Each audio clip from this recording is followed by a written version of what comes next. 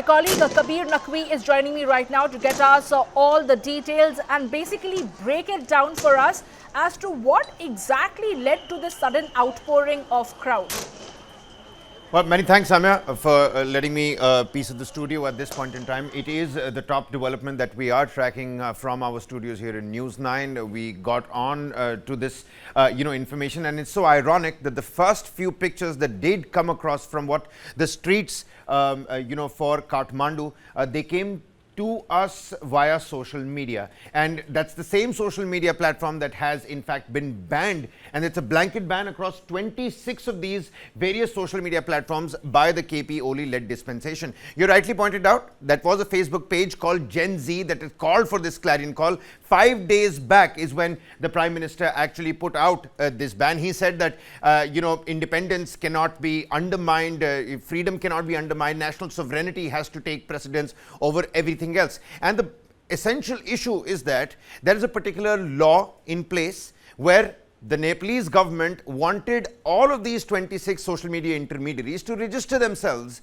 as acting as state vigilance tools for their own people. That is something that WhatsApp, Instagram, WeChat, Signal, a long list of these 26 social media platforms said a big no to, which is why there was a blanket ban. And lo and behold, the Gen Z has taken matters into their own hands. They say that this is a digitally repressive law that was coming about. This move is digitally repressive. Not only have you, put a clamp down on our freedom of expression, but you've also done the same when it comes to our digital connectivity, which is a major means of staying connected across the rest of the world. And when we're talking about what's happening in and around our own neighborhood, take a look at what happened in Bangladesh. Many of that protest in the toppling of the Sheikh Hasina government was carried out on social media. At the same time, look at what happened in Sri Lanka. Gotabaya Rajapaksa and the family had to flee because, well, social media became that linchpin to connect people, to mobilize people and bring them together.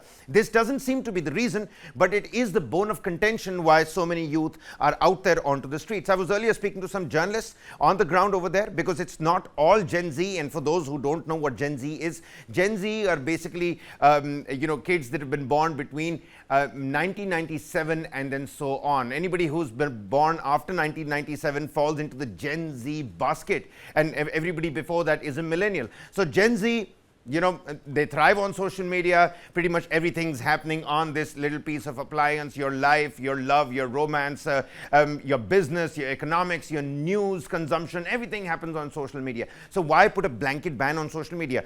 Couple that with factors of rampant corruption, because mind you, several journalists, youth that are not Gen Z but still are miffed with the KP Oli led dispensation. And now the political chess pieces are also moving, because Kathmandu's mayor has also come out and backed this particular protest. He has been a rapper. He's got several anti-establishment rap songs that got famous back in the day. He is quite old, so hence the mayor of Kathmandu cannot come out and actually take part in these protests, but he has been a votary of raising your voice, of peaceful dissent when it comes to matters of raising your voice up against some of the government's moves. Now, is this a litmus test for KP Oli? If it is a litmus test for KP Oli, how big of a test is this for KP Oli? And at the same point in time, Samya, one also has to take a look at that. Are there any learning lessons? Because all of this is happening in our own neighborhood. We've got a lot of Gen Z here back at home in India as well. So now, should we now look at Gen Z as another political constituency for them taking matters into their own hands? What we're also picking up is that 9 people have lost their lives. These are official data that we've got. The numbers could change very well at this point in time, but we still don't know as to what the actual figure is. Official data suggests 9 people have lost their lives in these skirmishes, because it's a very important position for the law enforcement agencies. It's great that the crowd gets swollen up. All these federal parliament buildings, they're under siege by the people, let alone the Nepalese youth. But it is actually the police officials, it is the law enforcement agency officials and personnel that have to exercise massive resolve, have to exercise great amounts of patience, because things can go awry within a second. Take a look at what happened in Indonesia. A proper protest that was already on against the government's moves and the government's taxations, and of course corruption being part of that, unemployment being a part of that. But one delivery boy gets killed, and the entire delivery community comes together, and that entire protest blows out of proportion. The same happened in Kenya when protests against the government took a different turn when a journalist got killed. And this entire fiasco that we've been seeing on the streets of Kathmandu, Samya, has the recipe for a same sort of disaster. And lo and behold, already we've lost 9 lives, more than 80 people getting treatment at various trauma centers, because the situation is such. And this is not just Kathmandu, like you mentioned earlier, from Biratnagar to Butwal, major cities across Nepal are being affected by these so-called Gen Z protests. But critics are now pointing out, critics are now saying that if this in fact is Gen Z, who is backing them? KP Oli calls them puppets, but they can't all be puppets, can they? And if there are a huge amount of puppets in that multitude that is protesting on the streets of Kathmandu, who is backing them? That's a big question mark at this point in time, Samya. But all in all, acrimonious scenes on the streets of Kathmandu. We're going to continue to bring you details, pictures beaming right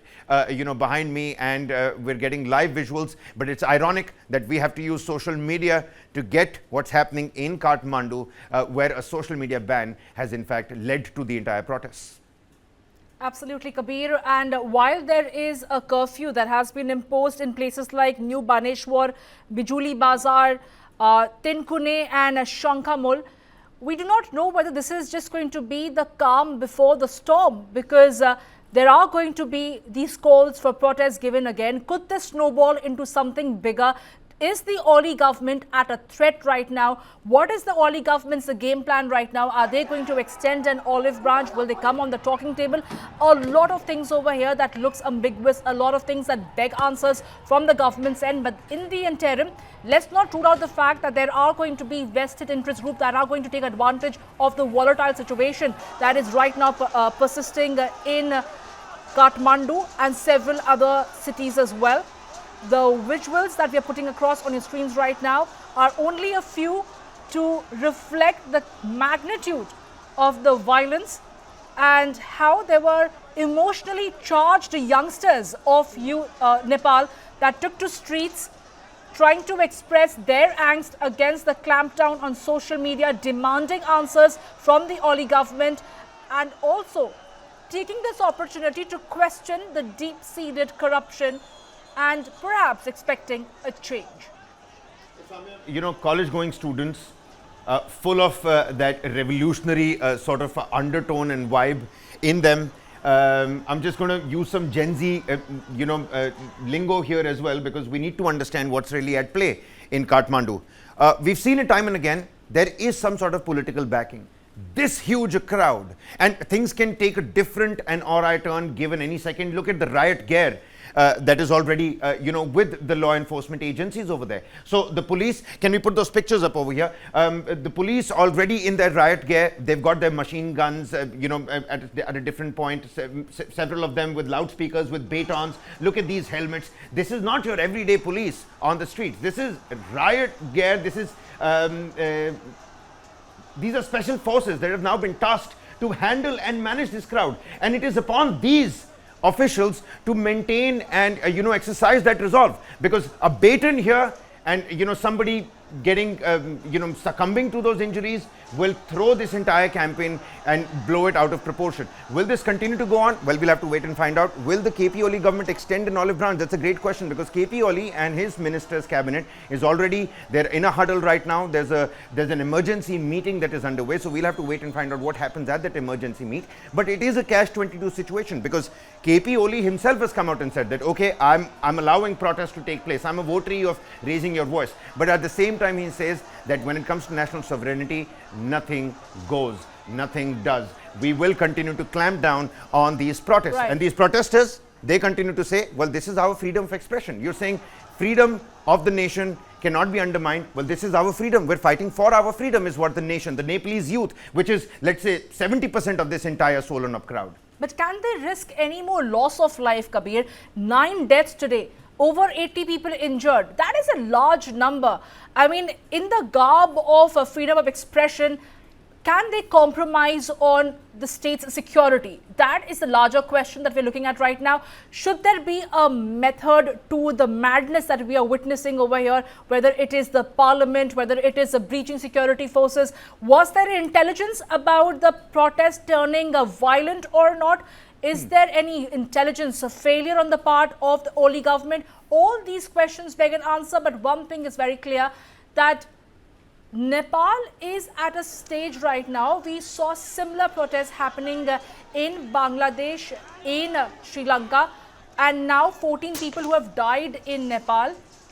It is at this brink, a very sensitive, delicate brink. These protests can go awry, it can go either way. It can either bring about a revolution, or it can push your country into a state of absolute anarchy that we are looking at right now in Bangladesh. Is there any learning? Is there any taking of a leaf from these protests that either Bangladesh or Sri Lanka has witnessed? Would this also impact and spill over into India? Because we can't rule out, we are the bordering country.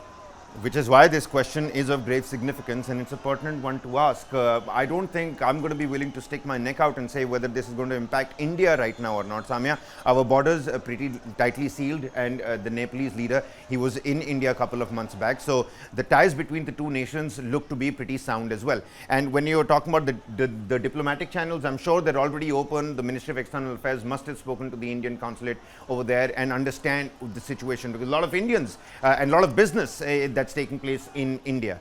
But in the terms of the learning lessons, let's not forget that Gen Z needs to now be looked at as a different political constituency. It cannot be undermined. This is social media that we're talking about. Our lives are out there on social media today, Samya. So much of it happens on social media, and I think which is why we're seeing so many of these people descending down onto the streets, because if you, this is their social media post, Samya. This is the youngsters' social media post. You're stopping them from posting on social media, which is why they've gotten down onto the streets.